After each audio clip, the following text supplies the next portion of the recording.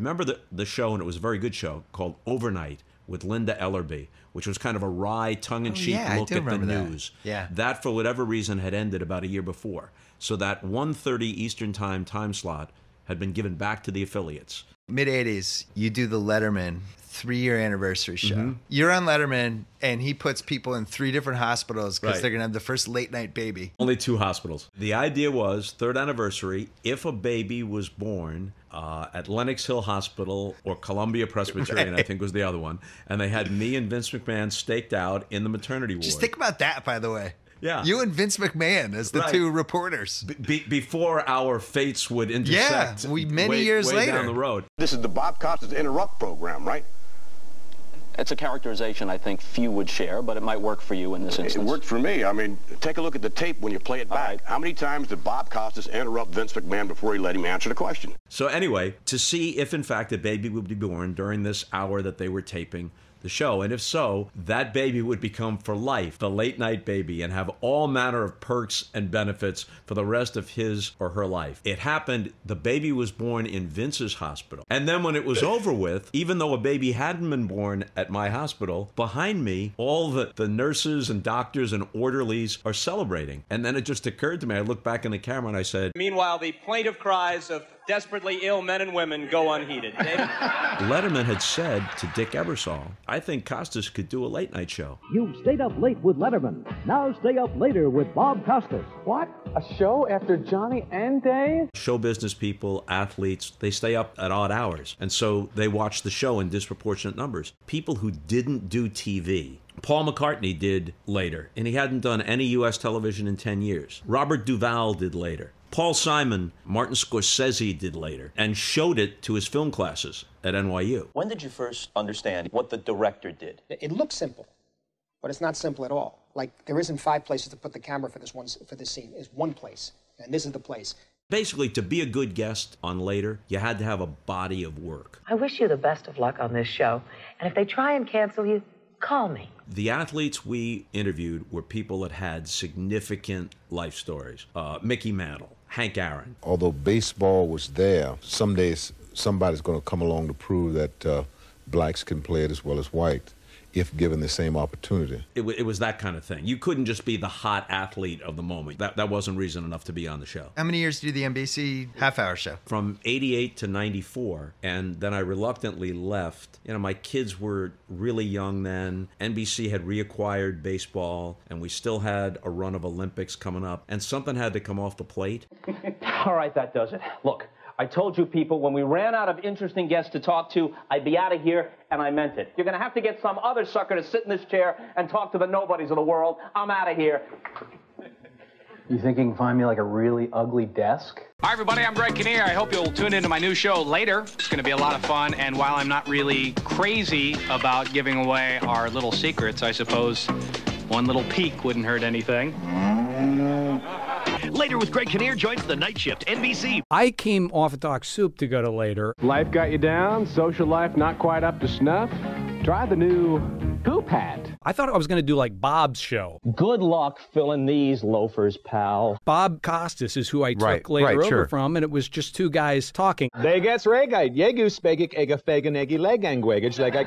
Suddenly I was walking out and doing a live thing, and it was a real adjustment for me, and I wasn't particularly great at it. I never felt like I got into a comfort zone with it. If there's one thing I've learned, it's that if the audience doesn't laugh at the joke the first time, there's no point in repeating it. Later wasn't Tom Snyder's show, right? It was. Before Costas at it, it was I kind of remember Tom Snyder smoking. He always had that great quote, you know, well, at 12:30, you get your smokers and your tokers. 1 to 2 o'clock in the morning is a great time period. Can't lose. You know, you get the drinkers and the thinkers. Sure.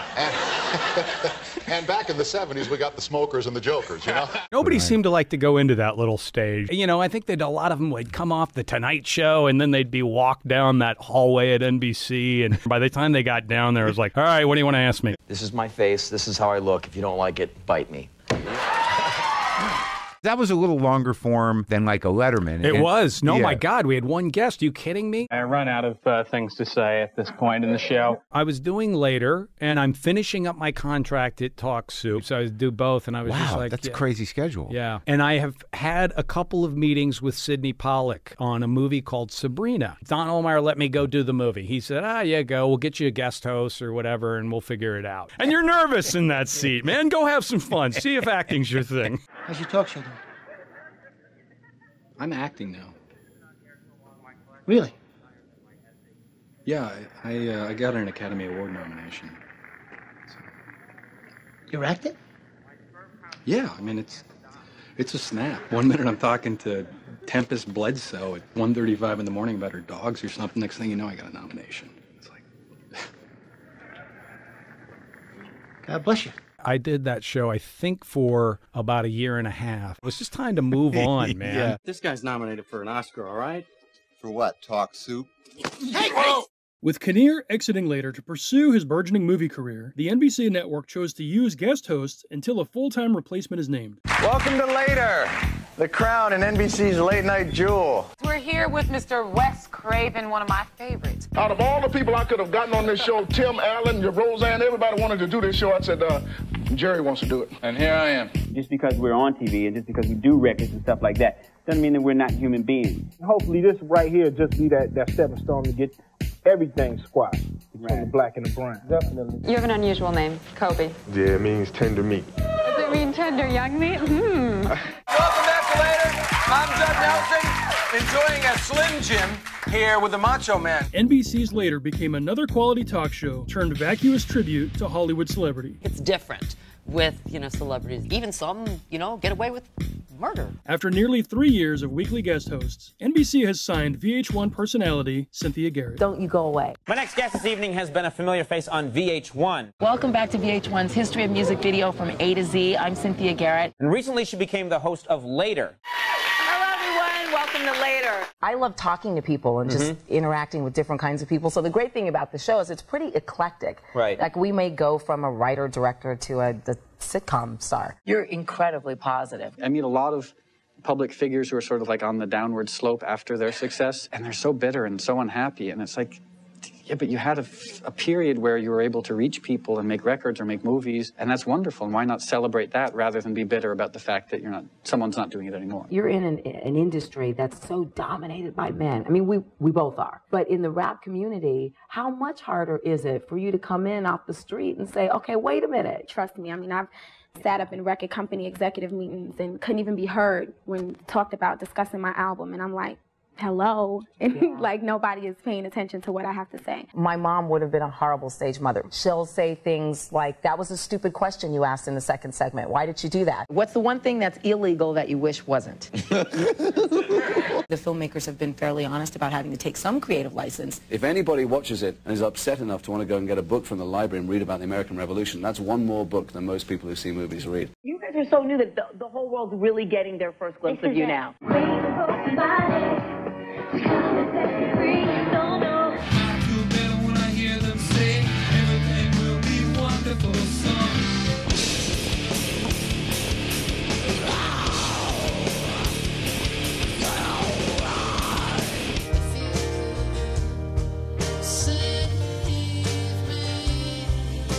I'm Cynthia Garrett. I can't dance, so I'll catch you later. NBC has decided to pull Later. After a 12-year run, execs believe the time slot is more valuable as a breeding ground for new programs. Tonight, Later presents SCTV.